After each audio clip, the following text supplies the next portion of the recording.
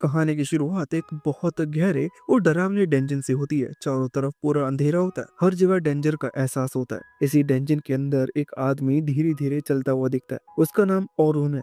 उसके हाथ में एक तेज स्वॉर्ड होती है। उसका चेहरा शांत रहता है, लेकिन उसकी आंखें हर तरफ ध्यान से देखती रहती है। वो हर कदम बहुत सोच समझ कर रखता है। जैसे ही कुछ मॉन्स्टर उसके सामने आते हैं, औरून बिल्कुल नहीं डरता। वो तुरंत अपने स्वॉर्ड उठाता है और हमला कर देता है। उसकी तलवार बहुत फास्ट चलती है। कुछ ही बोलो में कई मॉन्स्टर जमीन पे गिर जाते हैं। उन्हें हराने के बाद औरून अपने आप से खुश होता है। उसे लगता है कि वो अभी भी स्ट्रांग है। उसे ये जानकर अच्छा लगता है कि वो अभी भी तलवार अच्छे से चला सकता है और अभी भी एक अच्छा वॉरियर बन सकता है। थोड़ी देर में वहाँ बहुत सारे छोटे छोटे गॉब्लिन्स आ जाते हैं। वो चारों तरफ से आकर और उनको घेरने लगते हैं। उनकी संख्या बहुत ज्यादा होती है। तब और समझ जाता है कि सिर्फ स्वॉर्ड से लड़ना थोड़ा मुश्किल हो सकता है। इसलिए वो अपने ऊपर एक स्पेशल मैजिक करता है। ये मैजिक उसके शरीर को एक्स्ट्रा ताकत देता है। इस मैजिक से उसकी बॉडी और मसल और भी स्ट्रांग हो जाती है। अब वो चोट को अच्छे से सह सकता है। ये मैजिक आमतौर पर दूसरों की हेल्प करने के लिए होते हैं, लेकिन और इसे खुद पर ही यूज कर सकता है। इस मैजिक के बाद वो पहले से ज्यादा फास्ट पावरफुल हो जाता है। वो एक ही करके कई गोब्लिन्स को आसानी से हरा देता है। गोब्लिन्स उसके सामने टिक नहीं पाते, वो गिरते चले जाते हैं। और ये भी जानता है कि ये मैजिक हमेशा नहीं चलता। ये मैजिक सिर्फ कुछ टाइम के लिए ही काम करता है। उसके शरीर में जितना मैजिक पावर है, उसी के हिसाब से मैजिक चलता है। और उनके लिए ये मैजिक पूरे 3 मिनट यानी 180 सेकंड तक रहता है। इसलिए वो टाइम पर बहुत ध्यान देता है। वो सोचता रहता है कि कब अटैक करना है और कब दोबारा मैजिक यूज करना है। सपोर्ट मैजिक करने वाले लोग हमेशा टाइम से रेस करते हैं, क्योंकि जैसे टाइम खत्म होता है मैजिक भी खत्म हो जाता है। आमतौर पर लोग स्वॉर्ड चलाते हुए ऐसा मैजिक नहीं करते, लेकिन औरून ने अलग रास्ता चुना है। वो स्वॉर्ड और मैजिक दोनों को साथ ही यूज करता है। इसी वजह से वो आखिरी सेकंड में भी पूरी ताकत से लड़ पड़ता है और बचे हुए गॉब्लिन्स को भी हरा देता है। इसके बाद कहानी हमें पास्ट में ले जाती है। वहाँ दिखाया जाता है कि पहले औरून एक बहुत फेमस ग्रुप का हिस्सा था। इस ग्रुप को लोग हीरोज पार्टी कहते हैं। ये पार्टी बहुत स्ट्रांग थी और बहुत डीप डेंजन तक पहुंच चुकी थी। औरून और इस पार्टी का लीडर बचपन से फ्रेंड थे। दोनों एक ही गांव में बड़े हुए थे। उन्होंने साथ मिलकर ये पार्टी बनाई थी। उन्होंने कई साल तक फाइट की, बहुत डेंजर देखा और हर मुश्किल को पार किया। उनकी हिम्मत से हीरो पार्टी बहुत जल्दी टॉप रैंक तक पहुंच गई। लोग उन्हें रिस्पेक्ट से देखने लगे और हर जगह उनके नाम की चर्चा होने लगी। लेकिन एक दिन सब कुछ बदल गया। पार्टी के लोगों ने और उनसे कहा कि अब वो उनके साथ आगे नहीं जा सकता। ये बात और उनके लिए बहुत बड़ा शौक थी। उसे समझ में नहीं आता कि अचानक ऐसा क्या हो गया। उसके साथ ही सोचते हैं कि औरून अब पहले जितना स्ट्रांग नहीं रहा। उन्हें लगता है कि उसका मैजिक भी अब उनके लेवल का नहीं है। ये सुनकर औरून बहुत सैड हो जाता है। उसे याद आता है कि उसने खुद को बेहतर बताने के लिए कितने एफर्ट्स किए थे। उसने अपना खुद का नया मैजिक बनाया था ताकि वो स्वॉर्ड और मैजिक दोनों साथ ही यूज कर सके। उसी की वजह से वो लोग इतने डीप डेंजन तक पहुंच पाए थे। फिर भी उसके साथ ही उसकी बात नहीं मानते। वो उसकी जगह किसी और को चुन चुके होते हैं। ये सब जानकर औरून का दिल बहुत हैवी हो जाता है। जिन लोगों के साथ उसने बचपन बिताया, वही लोग अब उसे छोड़ रहे थे। फिर भी वो गुस्सा नहीं करता। वो सबको थैंक्स कहता है और वहां से चला जाता है। जाते समय उसे याद आता है कि लोग उसे इंसान कहते थे जो बहुत कुछ कर सकता है, लेकिन किसी एक चीज में बेस्ट नहीं। ये बात उसके दिल को बहुत हर्ट करती है। वर्तमान में वापस आकर औरून फिर से मॉन्स्टर से लड़ता है। वो एक और गॉब्लिन को हराता है और अपने मन में स्ट्रॉन्ग फैसला करता है। वो तय करता है कि अब वो आधा अधूरा नहीं रहेगा। वो सिर्फ स्वॉर्ड्समैन या सिर्फ मैजिक यूजर नहीं बनेगा, वो दोनों बनेगा। वो ऐसा फाइटर बनेगा जो स्वॉर्ड और मैजिक को एक साथ यूज करे। सभी मॉन्स्टर को हराने के बाद वो एक मैजिक स्टोन के पास जाता है। ये स्टोन उसे अगली बार फिर से इसी फ्लोर पर आने में हेल्प करता है। तभी वो देखता है कि कुछ लोग डर के मारे भाग रहे हैं। उनके चेहरे पर फियर साफ दिखता है। वो बताते हैं कि आगे बहुत बड़े और डेंजरस मॉन्स्टर आ गए हैं और वो उनसे फाइट नहीं कर पाए। डर की वजह से वो अपनी पार्टी की एक लड़की को पीछे छोड़ आए होते हैं। सलमा का गुस्सा धीरे धीरे और बढ़ने लगता है। वो और उनको ऊपर से नीचे तक देखती है और उसके मन में तरह तरह के ख्याल आते हैं। उसे लगता है कि आदमी अचानक उसकी छोटी बहन के साथ क्यों आया। उसका दिल अपनी बहन को लेकर बहुत ज्यादा प्रोटेक्टिव हो जाता है। उसे डर लगता है कि कहीं सोफिया को कोई चोट ना पहुंचा दे, क्योंकि वो अभी सिर्फ छोटी है और दुनिया को ठीक से समझती नहीं। और ये सब देखकर थोड़ा सहज महसूस करता है। वो समझ जाता है कि सोल्मा उसकी बातों पर भरोसा नहीं कर रही है। लेकिन तभी सोफिया हिम्मत जुटाकर आगे आती है। वो थोड़ा कांपते हुए बताती है कि अगर और उन समय पर नहीं आता तो शायद वो जिंदा नहीं बच पाती। वो बताती है कि डेंजन में क्या हुआ था और कैसे और ने उसे बचाया। उसकी आंखों में डर और आभार दोनों साफ दिखते हैं। ये सुनते ही सोल्मा का चेहरा बदल जाता है। उसका गुस्सा धीरे धीरे चिंता में बदल जाता है। वो तुरंत सोफिया के पास जाती है और उसे अपने पास खींच लेती है। वो ध्यान से देखती है कि कहीं उसे चोट तो नहीं लगी। जब उसे यकीन हो जाता है कि सोफिया ठीक है, तब वो राहत की सांस लेती है। इसके बाद सलमा और उनकी तरफ देखती है। अब उसकी आंखों में गुस्सा नहीं बल्कि सम्मान और थोड़ा सा पछतावा होता है। वो धीरे से सिर झुकाती है और उसके व्यवहार के लिए माफी मांगती है। वो कहती है कि उसने बिना पूरी बात जाने ही गलत सोच लिया था। और उन ये देखकर थोड़ा हैरान होता है, क्योंकि उसने कभी सोचा भी नहीं था कि इतनी बड़ी और मशहूर एन्चेंटर उससे माफी मांगेगी। सोफिया ये सब देखकर थोड़ी खुश हो जाती है। उसका डर अब वो पूरी तरह खत्म हो चुका होता है। माहौल धीरे धीरे हल्का हो जाता है। सलमा पूछती है कि सोफिया अकेले डंजन में क्यों गई थी। सोफिया चुप हो जाती है और फिर धीरे से सच बता देती है। ये सुनकर सलमा उसे प्यार से डांटती है और समझाती है कि ये कितना डेंजरस हो सकता है। फिर भी वो उसे ज्यादा कुछ नहीं कहती, क्योंकि वो जानती है कि आज उसकी जान बच गई है। यही सबसे बड़ी बात है। और ये सब चुपचाप देखता रहता है। उसके मन में अजीब सा भाव आता है। उसे लगता है कि ये जगह और ये लोग उसकी जिंदगी में अचानक आ गए हैं। वो खुद अभी तक अपने पुराने दर्द से पूरी तरह बाहर नहीं निकला है। वो किसी और की जिंदगी बचा सका। ये सोचकर उसका दिल थोड़ा हल्का हो जाता है। कुछ देर बाद सब लोग थोड़ा शांत हो जाते हैं। सलमा और उनसे पूछती है कि वो क्या करने वाला है, और उन बताता है कि फिलहाल वो अकेले ही काम कर रहा है और आगे क्या होगा ये उसने अभी तय नहीं किया।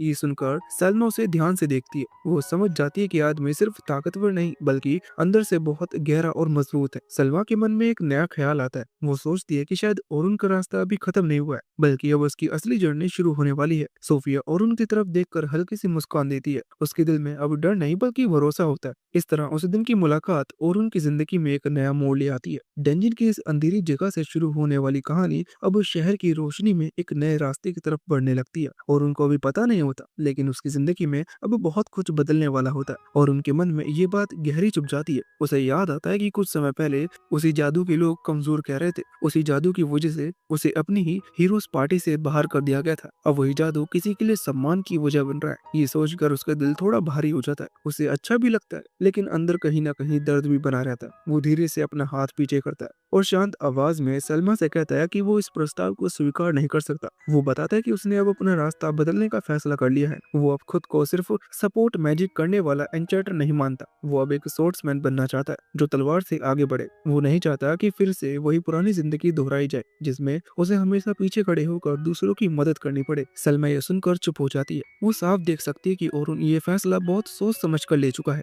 उसे समझ नहीं आता कि कोई इतना काबिल व्यक्ति ऐसा क्यों करना चाहता है, लेकिन वो उसकी बात का सम्मान करती है। उसके मन में ये भी चलता है कि अगर हालात बिगड़े तो शायद अरुण फिर से एन्चेंटर की भूमिका निभा लेगा, लेकिन वो ये बात जोर से नहीं कहती। तभी सोफिया आगे आती है। उसके चेहरे पर हल्की घबराहट और उम्मीद दोनों होती है। वो अरुण से कहती है कि वो भी इस सीखने वाली यात्रा पर जाएगी। वो बहुत चाहती है कि अरुण उसके साथ आए। उसकी आवाज में मासूमियत होती है और आंखों में भरोसा। अरुण उसे देखता है और एक पल के लिए उसका दिल डगमगा जाता है। और वो कुछ कह नहीं पाता और बस इतना कहता है कि वो इस बारे में सोचकर बताएगा। सलमा ये सुनकर सिर हिलाती है और बताती है कि अगर वो जाना चाहे तो उसे अगले दिन सुबह सिल्वर रैबिट्स के मुख्य दफ्तर पर मिले। इसके बाद ये बात खत्म कर देती है। सोरून और सोफिया वहाँ से निकल जाते हैं। रास्ते में सोफिया कुछ नहीं बोलती, लेकिन उसके चेहरे पर हल्की मुस्कान होती है, जैसे उसे उम्मीद हो कि अरुण जरूर आएगा। उस रात अरुण शहर की गलियों में गुजरते हुए एक छोटी सी दुकान पर जाता है। वहाँ एक बूढ़ा आदमी रहता है जो उसे बहुत पहले से जानता है। बूढ़ा आदमी उसे देखकर खुश हो जाता है और बताता है कि आज दुकान में बहुत काम हुआ। वो हंसते हुए कहता है कि ये सब अरुण की वजह से है, क्योंकि जब वो हीरो बना था तब उसने इस दुकान का नाम सबको बताया था। ये सुनकर अरुण का चेहरा उदास हो जाता है। वो धीरे से बताता है कि अब वो हीरो उस पार्टी में नहीं है, इसलिए आगे वो ऐसा नहीं कर पाएगा। वो सोचता है कि अब लोग उसकी बातों पर ध्यान नहीं देंगे, लेकिन बूढ़ा आदमी मुस्कुराकर कहता है कि उसके लिए अरुण हमेशा वही रहेगा, चाहे वो हीरो हो या नहीं। वो उसका आभारी रहेगा। ये शब्द अरुण के दिल को छू जाते हैं। उसकी आंखें थोड़ी नम हो जाती हैं। उसे एहसास होता है कि दुनिया में ऐसे लोग भी हैं जिन्हें उनके नाम या रैंक से फर्क नहीं पड़ता। वो उसे उसके काम और उसके दिल की वजह से मानते हैं। वो बूढ़े आदमी को धन्यवाद कहता है और वहां से निकल जाता है। अब उसके मन में थोड़ा सुकून होता है। उसे लगने लगता है कि शायद उसका सफर अब सच में शुरू हो रहा है। अगली सुबह वो तय समय पर सिल्वर रैबिट्स के दफ्तर पहुंच जाता है। सलमा उसे देखकर खुश होती है और तुरंत अंदर बुला लेती है। चलते हुए वो कहती है कि आज अरुण पहले से ज्यादा जिंदा और हल्का लग रहा है। और उन हल्की मुस्कान के साथ कहता है कि शायद ऐसा ही है। वो बिना कुछ ज्यादा बताए आगे बढ़ जाता। अंदर पहुंचने पर गिल्ड की मुखिया उनसे मिलती है। वो और उनका स्वागत करते हैं और बताते हैं कि उन्होंने उसके बारे में बहुत सुना है और उन सम्मान से अपना परिचय देता है। बातचीत के दौरान सिखाने वाली यात्रा की पूरी योजना समझाई जाती है।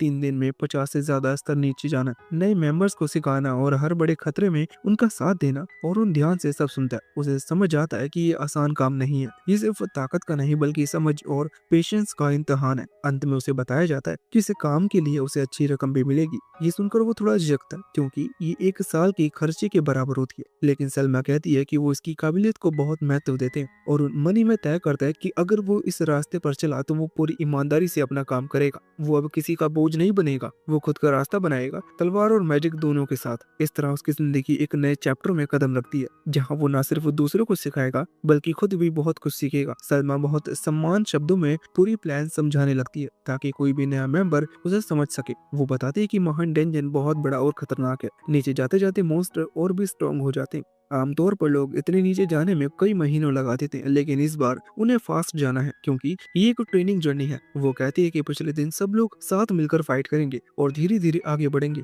जहाँ नए लोग डरेंगे वहाँ पुराने और एक्सपीरियंस वॉरियर्स आगे आएंगे। दूसरे दिन मॉन्स्टर और ज्यादा खतरनाक होंगे, इसलिए टीम वर्क बहुत जरूरी होगा। तीसरे दिन सबसे ज्यादा डेंजर होगा क्योंकि वहाँ बड़े और ताकतवर एनिमीज मिलते हैं। और उन ध्यान से सब सुनता रहता है। उसके दिमाग में साफ साफ तस्वीर बनती होती है। उसे समझ में आ जाता है कि ये सिर्फ लड़ाई नहीं है बल्कि बच्चों को सिखाने जैसा काम है। उसे ये भी लगता है कि अगर वो गया तो उसे बहुत संभल कर चलना होगा क्योंकि कई नए लोग उसे देख रहे होंगे। बीस ब्रेस फिर बोलते हैं, वो कहते हैं कि इस यात्रा में किसी पर जबरदस्ती नहीं है। अगर औरुन सिर्फ स्पोर्ट्समैन बनकर जाना चाहता है तो वो उसकी चॉइस का सम्मान करेंगे। वो कहते हैं कि असली ताकत सिर्फ मैजिक या सोर्ड में नहीं होती बल्कि सही फैसला लेने में होती है। ये सुनकर और उनको थोड़ा सुकून मिलता है। उसे लगता है कि यह कोई उसे बदलने की कोशिश नहीं कर रहा। वो धीरे से कहता है कि वो इस यात्रा पर जाने के लिए तैयार है, लेकिन एक शर्त पर। वो कभी भी किसी को ये नहीं बताएगा कि वो पहले क्या था। वो चाहता है कि सब उसे सिर्फ एक साधारण स्पोर्ट्समैन ही समझे। सलमा और विंस एक दूसरे की तरफ देखते हैं और मुस्कुरा देते हैं। वो उसकी बात मान लेते हैं। सोफिया ये सुनकर बहुत खुश हो जाती है। उसकी आंखें चमकने लगती है और वो खुशी से हल्का सा सिर हिला देती है। बात खत्म होने के बाद सोरुन बाहर आता है। वो खुले आसमान को देखता है। उसे लगता है कि उसके दिल पर रखा बोझ अब थोड़ा हल्का हो गया। वो सोचता है कि शायद ये जर्नी सिर्फ डेंजन तक जाने की नहीं बल्कि खुद को फिर से समझने की जर्नी है। अब वो डरता नहीं। उसे पता है कि आगे मुश्किल आएंगी, मॉन्स्टर्स आएंगे और खतरे आएंगे, लेकिन उसे ये भी पता है कि वो अकेले नहीं है। वो अपने रास्ते पर चल चुका है, तलवार उसके हाथ में है और फ्यूचर उसके सामने खुला हुआ है। यहीं से और उनकी नई कहानी शुरू होती है। एक ऐसी कहानी जिसे अब कोई पार्टी, कोई टाइटल या कोई नाम तय नहीं करेगा। ये कहानी अब सिर्फ और उनकी अपनी होगी। कहानी थोड़ी देर के लिए पास्ट में चली जाती है। उस समय सलमा वीज से बात कर रही थी। उसने वीज को बताया था कि ओरुन अब हीरोज पार्टी में नहीं रहा। ये सुनकर वीज बहुत सीरियस हो गया था। उसने कहा था कि ये हीरोज पार्टी के लिए बहुत बड़ा लूज है और उनके बिना उनकी ताकत कम हो जाएगी। सलमा ने भी माना था कि ओरुन का सपोर्ट मैजिक बहुत काम का था। उसका जादू बहुत स्ट्रॉन्ग नहीं था, लेकिन वो बहुत फास्ट था। वो जल्दी समझ जाता है कि कब किसे मदद चाहिए। सही टाइम पर सही स्पेल डालना उसकी सबसे बड़ी ताकत थी। इसी वजह से पूरी टीम मुश्किल हालात में भी आगे बढ़ पाती थी। सलमा जानती थी कि ओरुन के जाने से हीरोज पार्टी वीक हो जाएगी और यही बात सिल्वर रैबिट्स के लिए एक चांस बन सकती है। अब अपनी कहानी प्रेजेंट में आती है और उन समझ जाता है कि इस जर्नी में बहुत सारे नए योद्धा होंगे। वो छोटे छोटे ग्रुप्स में होंगे। हर ग्रुप्स के साथ कुछ एक्सपीरियंस्ड वॉरियर्स रहेंगे जो उन्हें गाइड करेंगे। इन एक्सपीरियंस्ड लोगों में ओरुन खुद और सलमा भी शामिल होंगे। अब सच में उसकी नई जर्नी शुरू होने वाली थी। प्लान ये था कि नए योद्धा पहले फाइट करेंगे। वो मॉन्स्टर से लड़कर सीखेंगे। अगर कभी डेंजरस सिचुएशन बन गई तो एक्सपीरियंस्ड वॉरियर्स आगे आएंगे और सब संभालेंगे। सलमा ये बात साफ साफ बताती है। ये सुनकर ओरुन के मन में एक डाउट आता। वो सोचता है कि जब ये जर्नी इतनी फास्ट और रिस्की है तो सिर्फ 5 एक्सपीरियंस्ड वॉरियर क्यों है। आमतौर पर ज्यादा सेफ्टी के लिए बड़ी स्ट्रॉन्ग टीम रखी जाती है। सलमा और विंस एक दूसरे को देखते हैं। थोड़ी देर बाद सलमा बोलती है कि असली गोल नए योद्धा को 91वें फ्लोर तक ले जाना है। अगर उन पर थोड़ा प्रेशर रहेगा तो वो जल्दी स्ट्रॉन्ग बनेंगे। ये उनके लिए सबसे अच्छा ट्रेनिंग होगा। लेकिन ओरुन समझ जाता है कि ये पूरी सच्चाई नहीं है। इतना बड़ा रिस्क बिना किसी खास वजह के नहीं लिया जाता। जरूर कोई सीक्रेट रीजन है जो वो किसी आउटसाइडर को नहीं बताना चाहते। ओरुन ज्यादा सवाल नहीं करता। वो बस इतना तय करता है कि वो पूरी ईमानदारी से मदद करेगा। विज उसे थैंक्स कहता है और बताता है कि उसे पहले ही 2 गोल्ड कॉइन मिलेंगे। अगर जर्नी सक्सेसफुल रही तो 10 और गोल्ड कॉइन्स। ये सुनकर ओरुन थोड़ा शॉक हो जाता है क्योंकि ये बहुत बड़ी रकम होती है। सलमा उसे बताती है कि वो उसकी एबिलिटी को बहुत वैल्यू देते हैं और उनको अच्छा भी लगता है और वो मनी मन डिसाइड करता है कि वो पूरी मेहनत करेगा। अगले दिन सभी लोग महान डेंजन के गेट पर इकट्ठा होते हैं। जैसे ही ओरुन वहां पहुंचता है, सलमा और सोफिया उसका स्वागत करती हैं। और उन देखता है कि सोफिया ने न्यू आउटफिट पहना हुआ है, ये नए योद्धाओं की यूनिफॉर्म होती है। वो उसकी तारीफ करता है और कहता है कि उस पर ये कपड़े अच्छे लग रहे हैं। सोफिया ये सुनकर शाय हो जाती है और मुस्कुरा देती है। ये सब देखकर सलमा थोड़ी अलर्ट हो जाती है। वो ओरुन से पूछती है कि क्या वो लड़कियों से हमेशा ऐसी स्वीट बातें करता है और क्या उसकी कोई गर्लफ्रेंड है। ओरुन जल्दी से मना कर देता। वो बताता है कि उसकी पुरानी टीम में लड़कियां थी, इसलिए आदत से ऐसा बोल गया। ये सुनकर सलमा शांत हो जाती है। सोफिया क्यूरियोसिटी से पूछती है कि ओरुन कहाँ रहता है। ओरुन बताता है कि अभी वो एक इन में ठहरा है, उसे जल्दी कोई परमानेंट जगह ढूंढनी होगी। ये सुनते ही सलमा फिर से नर्वस हो जाती है और सोफिया से पूछती है कि क्या वो उससे मिलने जाने की सोच रही है। सोफिया घबरा कर मना कर देती है। थोड़ी देर बाद सलमा देखती है कि ओरुन बाकी लोगों से अलग खड़ा है। वो वजह पूछती है। ओरुन बताता है कि वो आउटसाइडर है और नहीं चाहता कि नए लोग डर जाएं। सलमा मान जाती है और उससे कहती है कि माहौल थोड़ा लाइट करने में मदद करे। सलमा ओरुन की बाकी एक्सपीरियंस्ड वॉरियर से मिलवाती है। वो सबको बताते हैं कि ओरुन बहुत स्ट्रांग है। उसकी बात सुनकर वो सब उस पर भरोसा कर लेते हैं। ओरुन थोड़ा ऑकवर्ड महसूस करता है और कहता है कि उससे ज्यादा उम्मीद न रखे। सलमा मुस्कुरा देती है और कहती है कि इतना हम्बल होने की जरूरत नहीं। फिर सब अपने इंट्रोडक्शन देते हैं। ओरुन बताता है कि वो फ्रंट लाइन स्पोर्ट्समैन है। काले बालों वाला योद्धा खुद को एंथम बताता है और कहता है कि वो डिफेंस संभालता है। सुनहरे बालों वाला बर्नेट भी डिफेंडर होता है। आखिर में कैथी नाम की एक लड़की बताती है कि वो हीलिंग मैजिक करती है और उन समझ जाते हैं कि टीम बैलेंस्ड है। फिर भी उसके मन में एक हल्की सी चिंता रहती है। उसे लगता है कि अगर वो यहाँ का ना होता तो शायद कुछ गड़बड़ हो सकती थी। सलमा एक पल के लिए सीरियस हो जाती है। उसे वीन से कोई पुरानी बातें याद आती है। वीन जानता था कि उन्होंने एक स्ट्रॉन्ग मेंबर खो दिया, लेकिन इम्बैलेंस के कारण पहले से किसी को नहीं जोड़ा जा सकता था। इसी वजह से सलमा ने ओरुन को बुलाया था। अगर ओरुन फ्रंट लाइन पर टिक नहीं पाया तो ये पूरी जर्नी खतरे में पड़ सकती है। और यही सोचकर सलमा अंदर ही अंदर थोड़ा डर महसूस करती है। ओरुन सलमा के चेहरे पर हल्की सी वरी देखता है, लेकिन सलमा तुरंत खुद को संभाल लेती है। वो गहरी सांस लेती है और सबको मजबूत आवाज में याद दिलाती है कि उनके सामने 3 दिन की बहुत हार्ड और लंबी जर्नी है। अब पीछे हटने का कोई टाइम नहीं है। जो भी होगा सब मिलकर सामना करेंगे। इसके बाद सलमा ओरुन को नए बच्चों के पास ले जाती है। उसके मन में बात साफ होती है कि जर्नी शुरू करने से पहले बच्चों का डर कम करना जरूरी है। वो सबके सामने खड़ी होती है और बोलना शुरू करती है। वो बताती है कि आज से वो सब महान डेंजन के 91वें फ्लोर की ओर नीचे उतरने शुरू करेंगे। ये सुनते ही नए बच्चे के चेहरे पीले पड़ जाते हैं। उनकी आंखों में डर साफ दिखता है, क्योंकि वो जितनी जल्दी डेंजन के बीच वाले हिस्से में जाने वाले हैं जहाँ डेंजर बहुत ज्यादा होता है। सलमा ये सब देख लेती है। वो नरम लेकिन भरोसे वाली आवाज में उन्हें समझाती है कि डरने की कोई जरूरत नहीं है। वो कहती है कि अगर कुछ भी गलत हुआ तो उनकी मदद के लिए एक बहुत स्ट्रॉन्ग इंसान उनके साथ है। फिर वो ओरुन की तरफ इशारा करती है, इंट्रोडक्शन देती है। वो बताती है कि ओरुन वहां तक जा चुका है जहां वो बच्चे कभी ड्रीम में भी नहीं पहुंच पाए हैं। ये सुनते ही बच्चे हैरान हो जाते हैं। वो आपस में धीरे धीरे बात करने लगते हैं। कोई उसकी तलवार देखता है, कोई उसका शांत चेहरा। उनकी आंखों में डर की जगह अब क्यूरियोसिटी और एक्साइटमेंट दिखने लगती है। सलमा आगे बताती है कि ओरुन कभी हीरोज पार्टी का मेंबर था और वो महान डेंजन को बहुत अच्छे से जानता है। ये सुनकर बच्चों का जोश और बढ़ जाता है। उन्हें लगता है कि जर्नी अब सिर्फ ट्रेनिंग नहीं बल्कि एक स्पेशल एडवेंचर बनने वाली है। दूसरी तरफ ओरुन अंदर से थोड़ा नर्वस हो जाता है। उसे उम्मीद नहीं थी कि सलमा उसके बारे में सबके सामने इतना बता देगी। वो सोचता है कि अब सब उससे बहुत ज्यादा एक्सपेक्ट करेंगे। फिर भी सलमा को कोई रिग्रेट नहीं होता, क्योंकि अब बच्चों के चेहरे पर डर नहीं बल्कि कॉन्फिडेंस दिख रहा होता है। सलमा सबको थोड़ी देर वेट करने को कहती है और खुद बाकी एक्सपीरियंस्ड वॉरियर के साथ लास्ट प्रिपरेशन देखने चली जाती है। जब ओरुन अकेले होता है तो वो सोचता है कि उसकी तारीफ कुछ ज्यादा ही कर दी गई, लेकिन सलमा के मन में ये साफ होता है कि उसने कुछ भी गलत नहीं कहा और उन सच में बहुत आगे तक जा चुका है। बच्चों का मन स्ट्रॉन्ग करना भी लीडर की रिस्पॉन्सिबिलिटी होती है और उन ये बात समझ जाता है। फिर भी उसके दिल में हल्की सी चिंता रहती है। वो नहीं चाहता कि उसका हीरो वाला नाम किसी प्रॉब्लम का कारण बने। वो तो बस शांत रहकर अपना रास्ता बनाना चाहता है और उस बूढ़े आदमी की दुकान की मदद करना चाहता है। थोड़ी देर बाद सलमा उसे बताती है कि वो उसे ग्रुप 10 के साथ भेजना चाहती है। ये ग्रुप सबसे स्मार्ट और फास्टर लर्नर माना जाता है। अगर ये बच्चे मिलकर सही टीम वर्क सीख ले तो वो आसानी से डंजन के मिडिल लेवल तक पहुंच सकते हैं। और उन ये जिम्मेदारी स्वीकार कर लेता है। हालांकि उसे थोड़ा अजीब लगता है कि इतने टैलेंटेड बच्चों की देखभाल एक आउटसाइडर को दी जा रही है। जब और ग्रुप 10 बच्चों से मिलता है तो वो देखता है कि सोफिया भी उसी ग्रुप में है। कुल मिलाकर वहाँ सिर्फ 3 ही बच्चे होते हैं। ये देखकर ओरुन सरप्राइज हो जाता है, क्योंकि आमतौर पर बिगिनर्स की टीम बड़ी होती है। 3 लोगों की टीम ज्यादा रिस्की मानी जाती है। बच्चे उससे बताते हैं कि उनकी टीम छोटी इसलिए है क्योंकि कोई भी उनकी स्पीड के साथ नहीं चल पाता। वो बहुत फास्ट आगे बढ़ते हैं। उनमें से एक बच्चा बहुत कॉन्फिडेंट दिखता है। उसके चेहरे पर घमंड साफ झलकता है। ओरुन समझ जाता है कि इस बच्चे से सबको बहुत उम्मीद है, लेकिन इतनी कम उम्र में इतनी प्राइड होना थोड़ा डेंजरस भी हो सकता है। फिर भी वो शांत रहता है और सबको ध्यान से देखता है। पहला बच्चा ग्रुप का लीडर होता है। वो मैजिक एनहेंसर है जो जादू को और मजबूत बनाता है। उसे खुद पर भरोसा होता है। उसके पास खड़ी लड़की डिफेंडर होती है। वो भारी आर्मर नहीं पहनती। वो बताती है कि वो डोज करके लड़ती है। वो अटैक को रोकने की बजाय तेजी से हट जाना पसंद करती है। वो चाहती है कि मॉन्स्टर उसे छुए भी ना, लेकिन वो उनके बहुत पास जाकर फाइट करना चाहती है। और उन समझ जाते हैं कि ये टीम नॉर्मल नहीं, ये स्पेशल है, लेकिन साथ ही बहुत डेंजरस भी हो सकती है। अब उसकी असली टेस्ट शुरू होने वाले हैं, क्योंकि इन बच्चों को सेफ रखते हुए आगे बढ़ना है और साथ ही उन्हें सही तरीके से सिखाना भी है।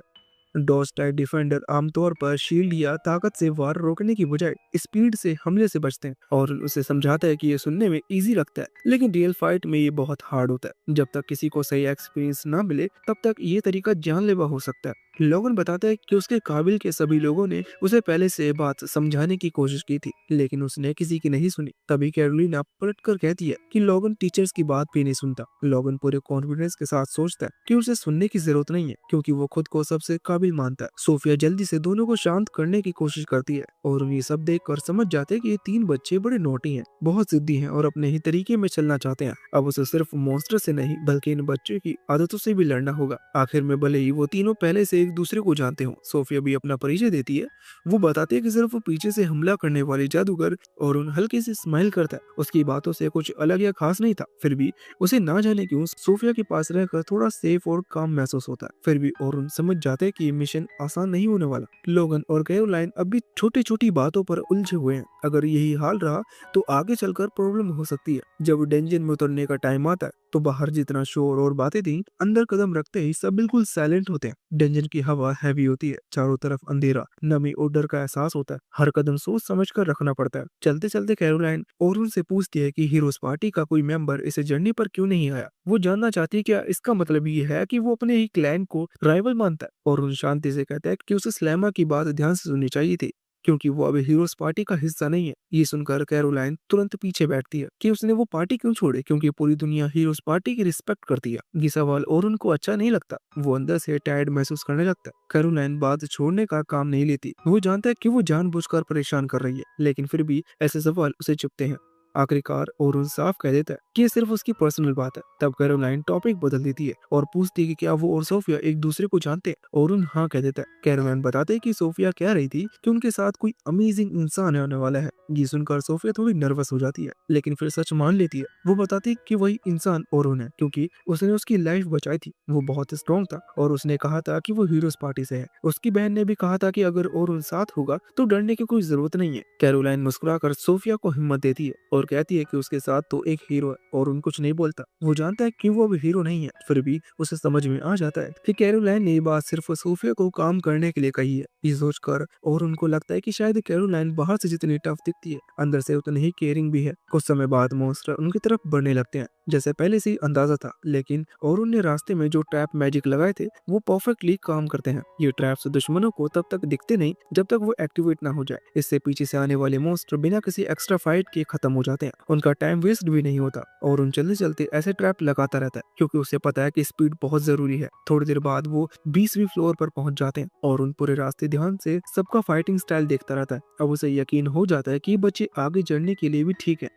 पहले उसे लगा था कि लोगन बस एक घमंडी बच्चा, लेकिन असल में वो सच में एक टैलेंटेड एन्चेंटर है। अगर वो लंबी लड़ाइयों में भी ऐसे ही टिक पाया तो वो आसानी से ए रैंक पार्टी में काम कर सकता है। हाँ, उसमें ऑर्डर्स देने की कमी है जो एक एन्चेंटर के लिए जरूरी होती है, लेकिन एक्सपीरियंस के साथ ये भी कमी दूर हो जाएगी। कैरोलाइन की स्पीड बिल्कुल वैसी ही है जैसे एक डोज टाइप डिफेंडर से उम्मीद की जाती है, लेकिन उसमें दो बड़ी प्रॉब्लम्स है। पहली ये कि जैसे ही वो मॉन्स्टर को देखती है सीधा उस पर भागती है। दुश्मन के पास जाना ठीक है, लेकिन उसका तरीका थोड़ा स्केरी है। दूसरी प्रॉब्लम ये है कि वो सिर्फ दो छोटे डैगर्स इस्तेमाल करती है। ये उसके स्टाइल के लिए सही नहीं है, लेकिन पूरी पार्टी के लिए शायद उनमें से उतनी क्लीन पावर नहीं है। सोफिया बाकी दोनों जितनी फ्लैशी नहीं, लेकिन वो एक नॉर्मल रॉकी सी कहीं ज्यादा स्ट्रॉन्ग है। वो थोड़ी शाय है, लेकिन जैसे जैसे वो अपनी टीम के साथ कंफर्टेबल होगी ये आदत अपने आप चली जाएगी। उसमें कोई बड़ी कमजोरियां नहीं है, इसलिए और उनको उसे ग्रो करते देखने में क्यूरियोसिटी होती है। कुछ ही समय में बाकी ग्रुप्स भी 20वें फ्लोर के बॉस को हरा देते हैं। प्लान के अनुसार सब 21वें फ्लोर पर पहुंच जाते हैं। सलमा सबको अपने गिल्ड कार्ड में नए फ्लोर रजिस्टर करने को कहती है। इसी के साथ पहले दिन का काम खत्म हो जाता है। डंजन के बाहर निकलने के बाद सलमा और उनसे पूछती है कि उसे गाइड बनाना कैसा लगा। और उन बताता है कि ग्रुप 10 में बहुत पोटेंशियल है, लेकिन वो अभी टीम वर्क ठीक से नहीं कर पा रहा। उसे सबसे ज्यादा चिंता कैरोलाइन को लेकर है। ये सुनकर सलमा हल्की नर्वस हंसी हंसती है और कहती है कि कैरोलाइन पहले से काफी इम्प्रूव कर चुकी है। ये सुनकर और उन सोच में पड़ जाता है कि अगर ये सुधरी हुई हालत है तो पहले वो कैसी रही होगी। आखिरकार वो सब एक दूसरे से विदा लेते हैं और अपनी अपनी राह पर चले जाते हैं। रात शांति से बीतती जाती है, लेकिन अगली सुबह और उनके लिए बिल्कुल अलग होती है। सराय के कमरे में बैठकर जब वो दिन की शुरुआत करता है और अखबार खोलता है तो उसे एक तेज सा शौक लगता है। पहले पन्ने में बड़े अक्षरों में ओलिवर की तस्वीर छपी होती है। उसके चेहरे पर वही भरोसे से भरी मुस्कान होती है जिसे देखना अब ओरुन के लिए आसान नहीं रहा था। नीचे छपा आर्टिकल हीरोज पार्टी के नए अचीवमेंट्स के बारे में होता है और वही साफ लिखा होता है कि पार्टी में अब एक नया एंचेंटर शामिल हो चुका है। ये बात पढ़ते ही ओरुन समझ जाता है कि अब उसके निकले जाने की खबर पूरी दुनिया के सामने आ चुकी है। उसका दिल जोर जोर से धड़कने लगता है। गुस्से और दर्द के मिले जुले एहसास में वो अखबार को मेज पर पटकता है। उसके मन में यही चलता रहता है कि बाकी लोगों को जरा भी अंदाजा नहीं है ये खबर उसे अंदर तक कितनी चोट पहुंचा रही है। उसे लगता है कि काश वो लोग कम से कम ट्रेनिंग मिशन के खत्म होने तक रुक जाते। अब अगर किसी भी नए बच्चे ने ये खबर पढ़ ली होगी तो उसकी इमेज एक पल में बदल जाएगी। कल तक वो सबकी नजरों में हीरोज पार्टी का एक्सपीरियंस्ड मेंबर था और आज वही सिर्फ एक आम इंसान बन गया है जिसे पार्टी से बाहर कर दिया गया था। कुछ देर तक वो यूं ही चुप बैठा रहता है। कमरे में अजीब सी खामोशी फैल जाती है। फिर वो गहरी सांस लेता है और खुद को संभालता है। वो अपना कोट उठाता है और सोचता है कि अब इस बारे में ज्यादा सोचने का कोई फायदा नहीं है, क्योंकि जो हो चुका है उसे बदला नहीं जा सकता। उसे तय समय पर मिलने की जगह पहुंचना है, इसलिए वो रूम से बाहर निकल पड़ता है। शहर की सड़कों में गुजरते हुए उसका मन बहुत भारी रहता है। आसपास लोग अपने काम में लगे होते हैं, लेकिन उसे किसी भी चीज में दिलचस्पी नहीं रहती। तभी अचानक पीछे से किसी लड़की की आवाज आती है। वो वहीं रुक जाता है। ये आवाज उसे बहुत जानी पहचानी लगती है। धीरे धीरे वो मुड़ता है और सामने लूना को खड़ा देखता है। वो हीरोज पार्टी की मेंबर थी और उन गिने चुने लोगों में से एक जिसने हमेशा उसके साथ पहले जैसा ही व्यवहार किया था। लूना को सामने देखकर और उन कुछ पल के लिए हैरान रह जाता है। उसे याद आता है कि जब बाकी मेंबर्स उससे दूरी बनाने लगे थे तब भी लूना कभी नहीं बदली। जिस दिन उसे पार्टी से निकाला गया था उस दिन लूना किसी जरूरी काम से बाहर गई थी और उन जानता था कि अगर वो उस दिन मौजूद होती तो शायद हालात कुछ और होते। इन सब बातों को याद करते हुए उसके चेहरे पर अनजाने में हल्की सी मुस्कान आ जाती है। उसे एहसास होता है कि हीरोज पार्टी से उसका रिश्ता पूरी तरह खत्म नहीं हुआ है। थोड़ी देर में उसे समझ में आ जाता है कि लूना उससे फिर से हीरोज पार्टी में लौटने की बात कर रही है। वो महसूस करता है कि लूना ये बात दिल से कह रही है और अब भी उसकी ताकत पर भरोसा करती है। लेकिन उसे समय उसके मन में आज सुबह पड़ा हुआ अखबार घूमने लगता है। वो जानता है कि अब सब कुछ बदल चुका है। पार्टी में नए मेंबर आने की खबर पर अपनी टीम में वापस जाना ये तो बहुत ज्यादा मुश्किल है और सच तो ये है कि अब वो खुद भी उस जगह पर लौटना नहीं चाहता जहाँ से उसे इस तरह से बाहर निकाला गया था। लूना को ये सब समझाने की कोशिश करते हुए उसके मन में भारी उदासी भर जाती है। लूना को अखबार की खबर के बारे में पता नहीं होता, इसलिए वो खुद को दोषी मानने लगती है। वो उसे पुरानी बातें याद दिलाती है और उस वादे की ओर इशारा करती है जो उन्होंने कभी साथ मिलकर किया था, महान डंजन को जीतने का सपना। ये याद और उनके दिल को और भी दुख भरी कर देती है, क्योंकि वो वादा अब बीते समय की बात बन चुका था और उनको साफ समझ आ जाता है कि वो सपना उसी दिन टूट गया था जिस दिन उसे पार्टी से निकाला गया था। जिस इंसान के साथ वो वादा जुड़ा था वो इंसान अब उसके रास्ते और उसके अतीत के बीच दीवार बन चुका है। इन सब भावनाओं के बोझ के साथ वो लूना से दूर हट जाता है। वो जानता है कि वहां रुकना उसके लिए और भी दर्दनाक होगा, इसलिए वो माफी के भाव के साथ बिना पीछे देखे आगे बढ़ जाता है। लूना को वहीं छोड़कर दिल के किसी कोने में और आज भी चाहता था कि सब कुछ पहले जैसा हो जाए, कि वो फिर से साथ चले और अपने बचपन के सपने को पूरा करे। लेकिन अब वो ये भी समझ चुका था कि कुछ रास्ते एक बार बंद हो जाए तो फिर कभी खुलते नहीं। उसका पुराना रास्ता हमेशा के लिए पीछे छूट चुका था और अब लौटने का कोई रास्ता नहीं बचा था। और उन ग्रेट डेंजन की एक्सपीडिशन के लिए निकल चुका था, लेकिन उसका दिमाग अब भी आज के न्यूज़पेपर में छपी खबर में उलझा हुआ था।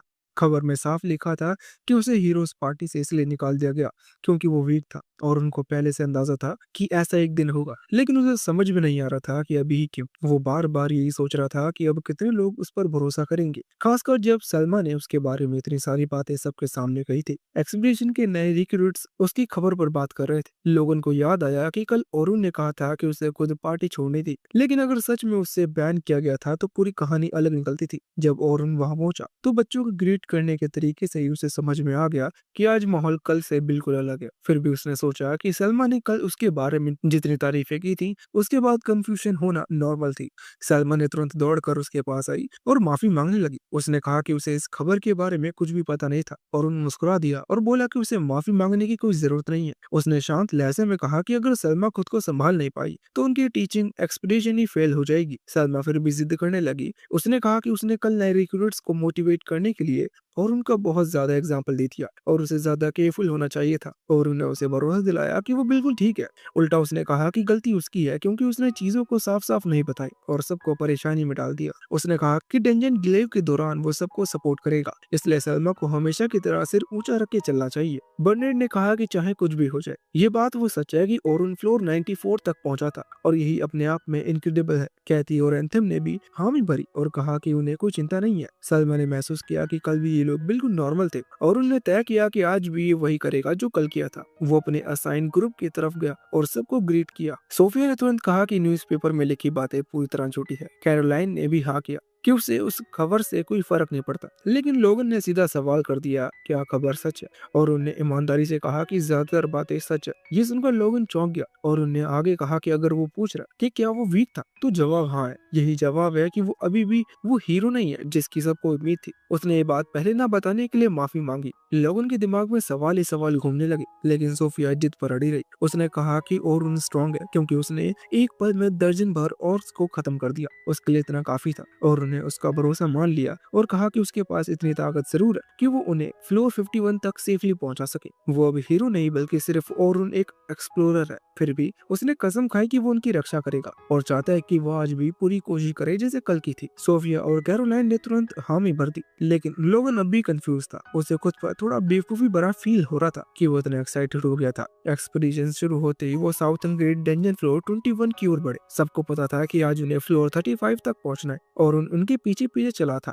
वो जानता था कि इस कोड तक इंस्ट्रक्शन नहीं देंगे जब तक वो मिडिल फ्लोर यानी फ्लोर 31 तक नहीं पहुंच जाते। तब तक नए रिक्रूट से ही आगे रहेंगे, बिल्कुल कल की तरह। सोफिया और कैरोलाइन आगे बढ़ रही और मॉन्स्टर को हराते हुए फ्लोर 29 तक पहुंच गई और उन्हें उनकी तारीफ की और मनी मन खुश हुआ कि उनका भरोसा अब भी कायम है। कुछ देर बाद फ्लोर 31 पहुंच गए। अब से ऑर्डर्स और उनको देने थे और उसे पूरी तरह अलर्ट रहना था। उसने ग्रुप को रोक कर बताया कि उसे आगे मॉन्स्टर की प्रेजेंस महसूस हो रही है, इसलिए सब रेडी रहे। लड़कियां उसकी बात मान लेती है, लेकिन लोगन चुप रहता है। तभी कई गॉब्लिन्स उनकी तरफ बढ़ने लगते हैं और उन कैरोलाइन को आदेश देता है कि वो गॉब्लिन्स का ध्यान खींचे। कैरोलाइन हमेशा की तरह डैगर्स लेकर सीधा उनकी ओर दौड़ पड़ती है। फिर और उन सोफिया से कहता है कि वो पीछे मौजूद और को संभाले और लोगन से कहता है कि वो मैजिक से सपोर्ट दे। पूरी बात खत्म होने से पहले ही लोगन टेक्निकल कप और मैजिक कप इस्तेमाल कर देता है। उसके दिमाग में यही चल रहा था कि ऐसे ऑर्डर्स तो कोई भी दे दे तो शायद और उन कुछ खास नहीं है।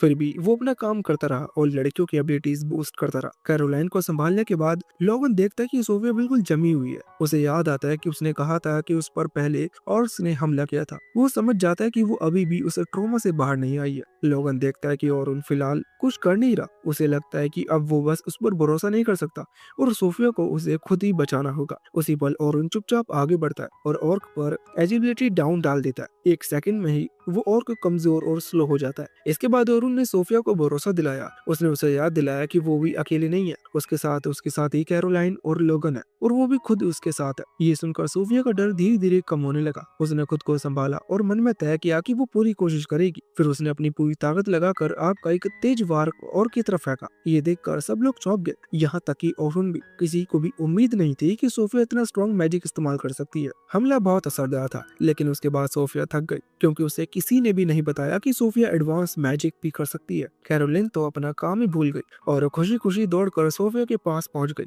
वो उसे बताने लगी कि उसने कितना शानदार किया और उनने भी उसकी तारीफ की। ये सुनकर सोफिया का चेहरा खिल गया और उसकी थकान भी थोड़ी कम हो गई। लोगों ने सब चुपचाप देख रहा था। उसे बस साफ समझ में आ रहा था कि और पर जो कमजोरी आई थी वो ओरुन की वजह से थी। यही बात उसे और उलझा रही थी कि इतना समझदार और काम का इंसान आके हीरो पार्टी से क्यों निकाल दिया गया। कुछ देर बाद वो लोग फ्लोर 35 पर पहुंच गए। वहाँ एक बहुत ही बड़ा और डरावना टारंटोला था। उसे देखते ही लोगों के मन में डर आ गया। उसे लगा कि वो लोग इतने स्ट्रांग नहीं है कि इससे लड़ सके, लेकिन ओरुन बिल्कुल शांत था। उसने लोगों से कहा कि कैरोलाइन को एजिलिटी अप और ड्यूरेबल अप दे और सोफिया को मैजिक अप दे। लोगों ने हैरान था क्योंकि इतनी बड़ी मुश्किल के सामने भी वो आदेश दे रहा था जो पहले हमेशा से मिलते थे। उसे सोचने का मौका भी नहीं मिला क्योंकि कैरोलिन सीधा उसे खतरनाक मकड़ी की ओर दौड़ पड़ी। लोगों उसे रोकना चाहता था, लेकिन ओरुन ने उसे रुकने को कहा। उसने समझाया कि अगर वो सामने गया तो उल्टा नुकसान होगा।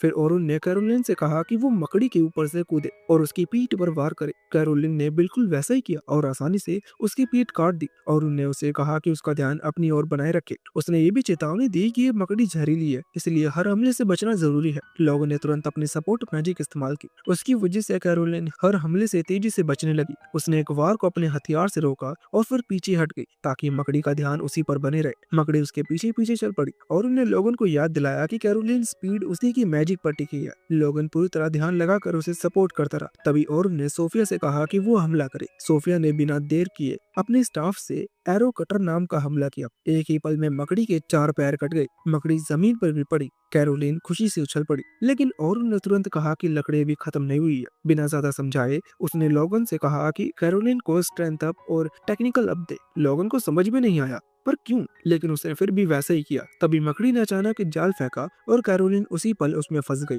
लोगन घबरा गया। कैरोलिन धीरे धीरे मकड़ी के मुंह की ओर खींची जा रही थी, लेकिन औरन अब भी शांत था। उसने कैरोलिन से कहा कि वो अपने हथियार से जाल काटे। उसने बताया कि अब उसमें इतनी ताकत नहीं है कि वो ऐसा कर सकती है। कैरोलिन घबराते हुए अपने हाथ हिलाने लगी और जाल काटने की कोशिश करने लगी। लोगन के मन में सवाल आया कि शायद औरन को पहले से पता था कि ऐसा होने वाला है, और उन्हें सोफिया से कहा कि वो रोक एरो तैयार करे और लोगन से कहा कि उसे फिर से मैजिक अप दे क्योंकि पिछला असर खत्म होने वाला था। लोगन ने जल्दी से मैजिक कर दिया। इसी बीच कैरोलिन और ज्यादा डरने लगी क्योंकि जाल अब भी कट नहीं रहा था, और उन्हें हालात को देखा और समझ गया कि लोगन एक साथ सिर्फ 3 मैजिक ही संभाल सकता है। इसलिए उसने खुद को आगे बढ़ाकर शार्पनेस अप का इस्तेमाल किया और कैरोलिन के हथियार को तेज कर दिया। अब कैरोलिन जाल काटने में कामयाब हो गई। जैसे ही वो आजाद हुई, सोफिया ने रॉक एरो चलाया और एक ही वार में उसे खतरनाक मकड़ी को हरा दिया।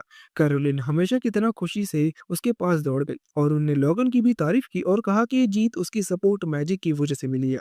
लोगों ने राहत की सांस ली और उन्हें कहा कि अब वापस चलने का समय है। बाहर पहुंचने पर सलमा ने बताया कि अगला दिन उनका आखिरी दिन होगा, इसलिए सबको अच्छी तरह आराम करना चाहिए। और उन जाने ही वाला था कि बॉर्नड और एथम उसके पास है और साथ में खाना खाने का इनविटेशन दिया। और उन थोड़ा हैरान हुआ क्योंकि वो लोग उससे बिल्कुल नॉर्मल तरीके से बात कर रहे थे। ये बात उसे अच्छी लगी, इसलिए उसने हाँ में भर दी। उसे लगा कि एक्सप्लोरेशन के दौरान बात करने का मौका नहीं मिला था, अब सही समय है। इधर लोगन ने सोफिया से पूछा कि वो दिन कैसा था जब औरन ने उसकी जान बचाई। सोफिया ने बताया कि ये 3 दिन पहले एक नए डेंजर में हुआ था। जब लोगन ने पूछा कि क्या औरन उस वक्त अकेला था, और ये सुनकर कि हाँ वो अकेला था, तो लोगन ने उससे कहा कि वो उसे औरन के बारे में सब कुछ बताए। सोफिया को ठीक से समझ में नहीं आ रहा था कि वो क्या बताए, इसलिए लोगन उससे उसके साथ हुई लड़ाई को याद करने की कोशिश करने लगा। धीरे धीरे सोफिया को याद आया कि औरन ने ऑर्क्स पर बहुत तेज और जबरदस्त विंड ब्लास्ट का इस्तेमाल किया था। उसे ये भी याद आया कि औरन ने अपनी स्वॉर्ड पर किसी तरह का सपोर्ट मैजिक लगाया था जिससे वो और ज्यादा असरदार हो गई थी।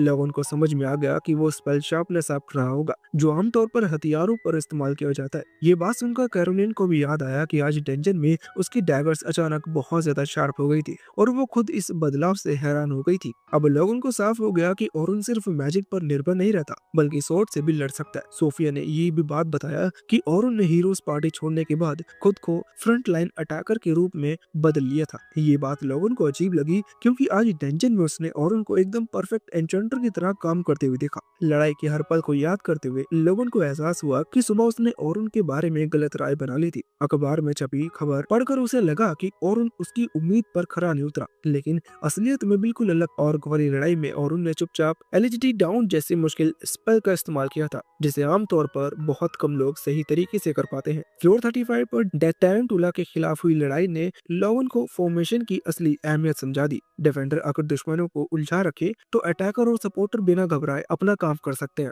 और उनको ये बिल्कुल पता नहीं था कि पार्टी पर लगे बफ्स कब खत्म होंगे और अगला खतरा कब आएगा। यहाँ तक कि उसने टैरेंटुला के आखिरी हमले को भी पहले ही भांप लिया था जब कैरोलिन जाल में फंस गई थी। ये सब देखकर लोगन समझ गया कि औरन लड़ाई को पहले से ही पढ़ लेता है और उसी हिसाब से सही फैसला करता है। वो उससे कहीं ज्यादा अनुभवी और समझदार था। फिर भी लोगन के लिए ये बात समझना मुश्किल था कि इतना काबिल इंसान फ्रंट लाइन अटैकर क्यों बना। कैरोलिन को सोफिया दोनों को पूरा भरोसा था कि औरन फ्रंट लाइन में भी उतना ही स्ट्रॉन्ग है। उन्होंने याद किया कि उसने एक ही पल में दर्जनों ऑर्क गिरा दिए थे। ये सोचकर कैरोलाइन और भी ज्यादा मोटिवेटेड हो गया और खुद को जल्दी स्ट्रॉन्ग बनाने का सपना देखने लगा। सोफिया ने भी ये तय कर लिया कि वो पूरी मेहनत करेगी। लोगन फिर से चुप हो गया। उसके दिमाग में ये चल रहा था कि औरन एक अच्छा एन्चेंटर भी है और एक पावरफुल फ्रंट लाइन अटैकर भी। उसे लगा कि यही असली जीनियस की पहचान होती है। उसने मन ही मन ठान लिया कि वो हार नहीं मानेगा और औरन से जितना सीख सकता है सब सीख कर खुद को बेहतर बनाएगा।